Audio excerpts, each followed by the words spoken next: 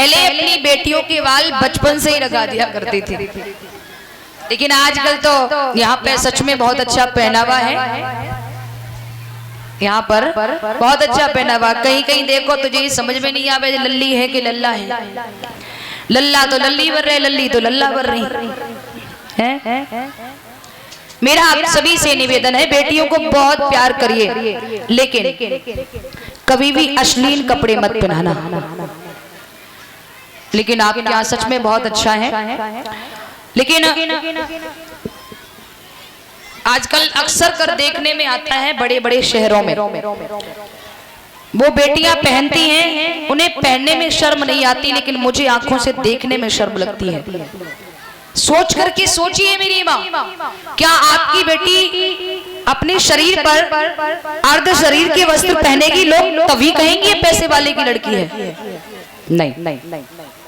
इसलिए निवेदन है, बेटियों को ऐसा वस्त्र पहनाइए जो शरीर का कोई अंग दिखाई ना दे। एक जगह हमारी कथा चल रही थी, तो रात्रि में एक लड़की ने शाम को, यहाँ तो खैर रामलीला हो रही है रात्रि में, हमारे यहाँ भजन कीर्तन होते हैं, जैसे शायद अपने यहाँ भी हुए थे एक दिन, दूसरे दिन कथा के दूसरे दिन हुए थे यहाँ, तो वैसे हमारे यहाँ होते हैं। लेडीजें करती हैं 7 बजे से लेकर 9-10 बजे तक, उसके बाद जेंट्स लोग करते हैं भजन कीर्तन। तो एक लड़की ने प्रांगण में आकर रात्रि में एक ढोलक बजाकर एक गीत गाया था, नगीना तेरी पिक्चर ने बिगाड़ी सारी दुनिया। तो नगीना हो सकता है कोई पिक्चर हो, इसलिए उसने गाया हो। मुझे ज्ञान नहीं है इस बारे में, क्योंकि लगा भी नहीं रखते हैं तो जानकारी भी नहीं है। तो उसने गाया, नगीना तेरी पिक्चर ने बिगाड़ी सारी दुनिया, न गांव के लड़का बिगड़े न शहर के लड़का बिगड़े, जब जीन्स वाली फैशन ने बिगाड़ी सारी दुनिया। न गांव की बिटियां बिगड़ी न शहर की बिटियां बिगड़ी, जब फोन बारी फैशन ने बिगाड़ी सारी दुनिया।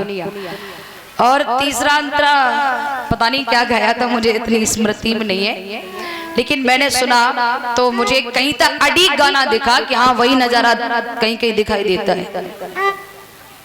मेरा निवेदन है, बेटियों को वस्त्र पहनाइए, लेकिन अश्लील नहीं। बेटी के शरीर का कोई अंग दिखाई ना दे। देखिए आप सभी जानते हैं, स्त्री की सबसे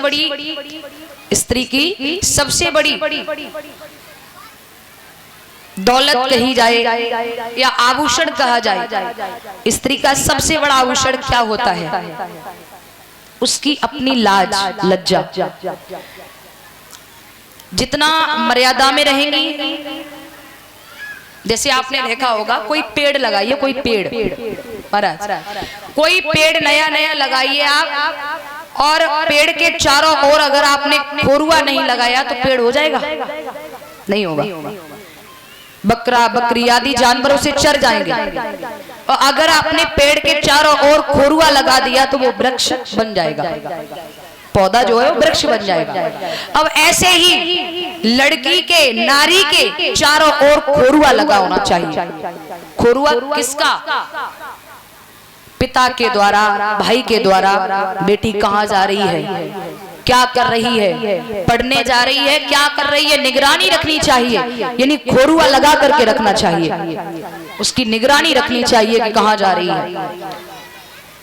तो इसलिए नारी जाति पर खोरुआ लगना बहुत जरूरी है। जिस तरह से वृक्ष पौधा खोरुआ न लगने पर जानवर उसे होने नहीं देंगे प्यारे, बढ़ने नहीं देंगे, ठीक उसी प्रकार से नारी रूपी पौधा सेफ रखने के लिए भाई या पिता के द्वारा खोरुआ लगा होना चाहिए। वरना गली गली में दुर्योधन दुशासन जैसे राक्षस घूम रहे हैं। गली गली में दुर्योधन दुशासन जैसे राक्षस घूम रहे हैं प्यारे। पहले तो द्रौपदी की लाज बचाने के लिए कन्हैया आया था, लेकिन आज कन्हैया का इंतजार मत करना, वो नहीं आएगा। आज वो कन्हैया नहीं आएगा। आज की बहन से कह रही हूं मैं, वो श्याम नहीं आएगा। उठो द्रौपदी वस्त्र संभालो, आज की बहन बेटी से कह रही हूं मैं, उठो द्रौपदी वस्त्र संभालो, तुमको हम यही समझाएंगे, वो अब गोविंद न आएंगे, वो अब गोपाल न आएंगे। इसलिए मेरी बहन, हमें और आपको घर से बाहर कदम रखने से पहले 1000 बार सोचना चाहिए, ये पैर मेरा कांटों में तो नहीं जा रहा है, ये पैर मेरा खाई में तो नहीं जा रहा है, ये पैर मेरा कुएं में तो नहीं जा रहा है, ये पैर मेरा अग्नि में तो नहीं जा रहा है। मेरी बहन, ऐसा काम करके दिखाना, तुम्हारा बूढ़ा बाप 1000 की भीड़ में बैठकर छाती ठोंक करके कह सके वो मेरी बेटी नहीं, मेरा तो बेटा है। ऐसा काम करके दिखाना। तो निवेदन है आप सभी से, समझदार के लिए इशारा काफी है। तो सरला भाभी बिटिया को नहलाए के बाकी चुटिया बांध के खटिया पे लिटाई गई। पहले की माताएं बेटियों के बाल बचपन से ही रखा देती थी, अब बिटिया खटिया पे लेटी, बाकी चुटिया जमीन पे लटक रही। और सरला भाभी जो थी वो चली गई पनघट पे पानी भरने। जब पानी भरने चली गई, भगवान ने विचार किया सरला भाभी बहुत बुलावे, चलो चलो चलो। भगवान आए, देखा है घर में कोई दिखाई नहीं दे रहा, और अंदर बढ़े, देखा कोई नहीं, लगता भाभी है ही नहीं। और आगे बढ़े तो कहा देखो कि आंगन में एक चारपाई बिछी है, और चारपाई पे बिटिया लेटी है, बाकी चुटिया जमीन पे लटक रही।